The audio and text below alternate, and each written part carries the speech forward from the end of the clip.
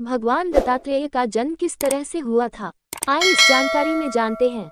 ये कथा आरंभ होती है पतिव्रता सती माता अनसुया माता से।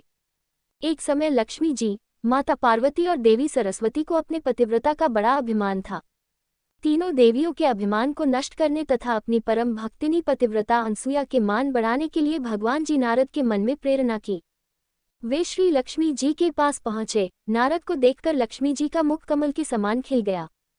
माता लक्ष्मी ने कहा, आइए नारद, आप तो बहुत दिनों में आए हो, कहिए क्या हाल है। श्री नारद बोले, माता मैं क्या बताऊं, कुछ बताते नहीं बन रहा है। आज मैं घूमता हुआ चित्रकूट की ओर चला गया, वहां मैं महर्षि अत्रि के आश्रम पर पहुंचा। माता मैं तो महर्षि की पत्नी अनुसुया के दर्शन करके कृतार्थ हो गया हूँ। तीनों लोकों में उनके समान कोई पतिव्रता स्त्री नहीं है। माता लक्ष्मी को नारद की बात पर आश्चर्य हुआ। उन्होंने पूछा, नारद क्या वह मुझसे भी बढ़कर पतिव्रता है। नारद ने कहा, माता आप ही नहीं बल्कि तीनों लोक में कोई भी स्त्री सती अनुसुया की तुलना में किसी भी गिनती में नहीं है।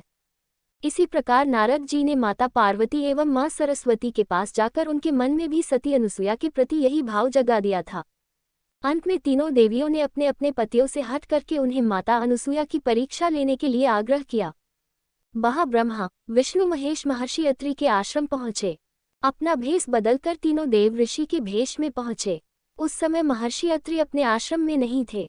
अतिथि के रूप में आए हुए त्रिदेवों का माता अनुसुया ने स्वागत सत्कार करना चाहा, किंतु तीनों देवों ने उसे अस्वीकार कर दिया था। माता अनुसुया ने उनसे पूछा, मुनियों, मुझसे कौन सा अपराध हो गया जो आप लोग मेरे द्वारा की हुई पूजा को ग्रहण नहीं कर रहे हो। तीनों देव ने कहा, देवी यदि आप बिना वस्त्र के हमारा आतिथ्य करें तो हम आपके यहाँ भिक्षा ग्रहण करेंगे। वह सुनकर माता अनुसुया सोच में पड़ गईं। उन्होंने ध्यान लगाकर देखा तो सारा रहस्य समझ में आ गया। फिर वे बोली, मैं आप सभी का विवस्त्र होकर आतिथ्य करूंगी। यदि मैं सच्ची पतिव्रता हूँ और मैंने कभी भी काम भाव से किसी पुरुष का चिंतन नहीं किया हो तो आप तीनों 6 माह के बच्चे बन जाएं। माता अनुसुया का इतना कहा कि वे त्रिदेव 6 माह के बच्चे बन गए। और फिर माता अनुसुया ने विवस्त्र होकर उन्हें अपना स्तनपान कराया और उन्हें पालने में खेलने के लिए डाल दिया। इस प्रकार त्रिदेव माता अनुसुया के वात्सल्य प्रेम के बंदी बन गए थे। उधर जब तीनों देवियों ने देखा कि हमारे पति ही नहीं आए तो वे चिंतित हो गईं। अंततः तीनों देवियां अपने पतियों का पता लगाने के लिए चित्रकूट गईं। संयोग से वहीं नारद से भेंट हो गई। त्रिदेवियों ने उनसे अपने पतियों के बारे में पूछा।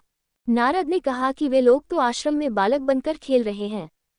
त्रिदेवियों ने सती अनुसुया के आश्रम में प्रवेश करने की आज्ञा मांगी। माता अनुसुया ने उनसे उनका परिचय पूछा। फिर त्रिदेवियों ने कहा, माता हम तो आपकी बहुएं हैं, आप हमें क्षमा कर दें और हमारे पतियों को लौटा दें। माता अनुसुया का हृदय कोमल हो गया। उन्होंने बच्चों पर जल छिड़ककर उन्हें उनका पूर्व रूप प्रदान किया और अंततः उन त्रिदेवों की पूजा और स्तुति की।